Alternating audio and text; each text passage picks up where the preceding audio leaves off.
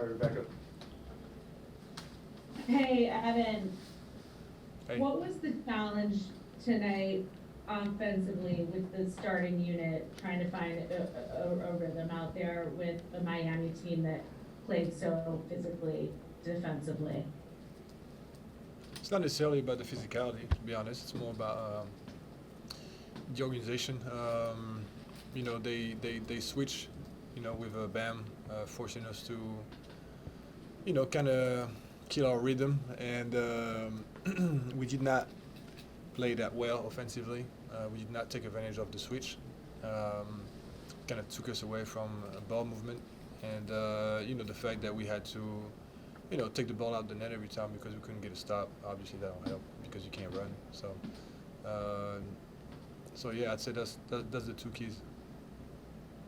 And Evan, tonight, what did you see from Topman? Actually, the last two games, he's been Who? terrific from three. It seems like Obi Topman, yeah. He's been solid from three. When he plays that way, and it seems like he's growing defensively too, how has that kind of opened things up for this team? Yeah, it was great to see Obi have success. He was going through it a little bit.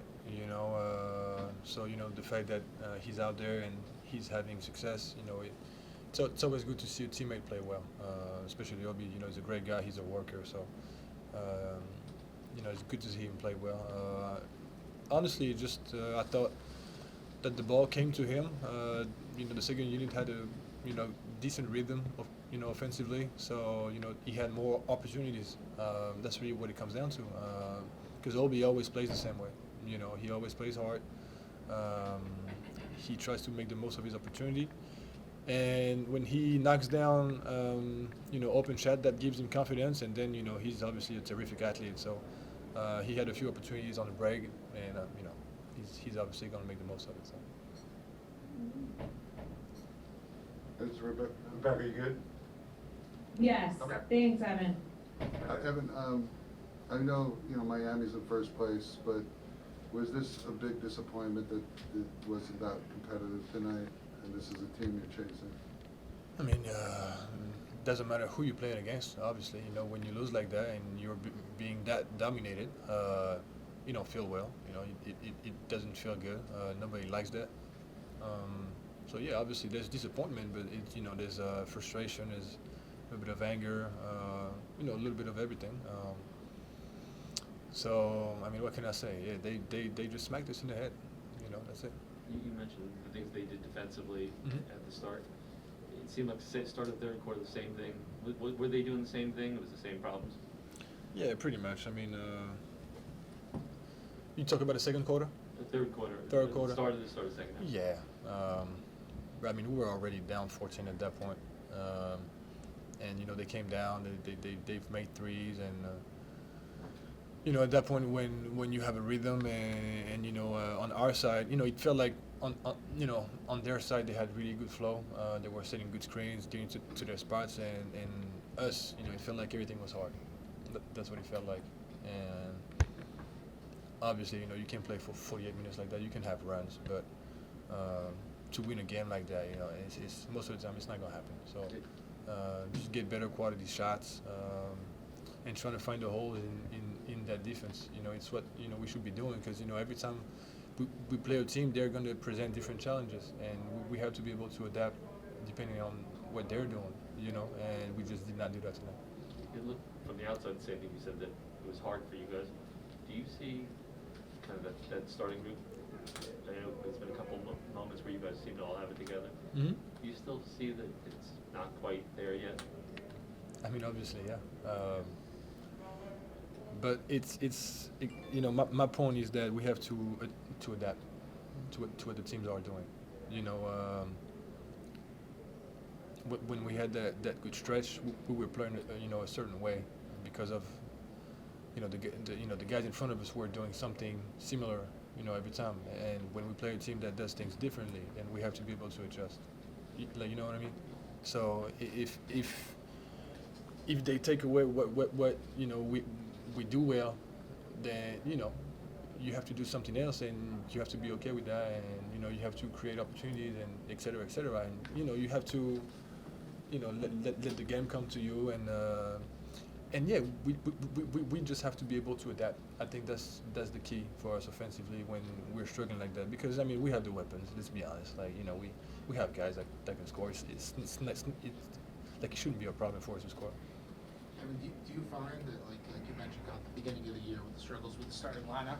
Yep. Do you find that those issues are kind of similar? Do you feel like they've morphed over the year?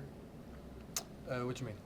At the beginning of the year, you guys were having the starting lineup issues, and you're Yep. starting the same lineup right now as you were at the beginning of the year. You've Yep. gone back to it. Do we have the same problems? Yeah. Do you feel like the problems are the same, or do you feel like it's kind of different problems that's leading to the same results? No. I think the problems are different. I don't think it's the same.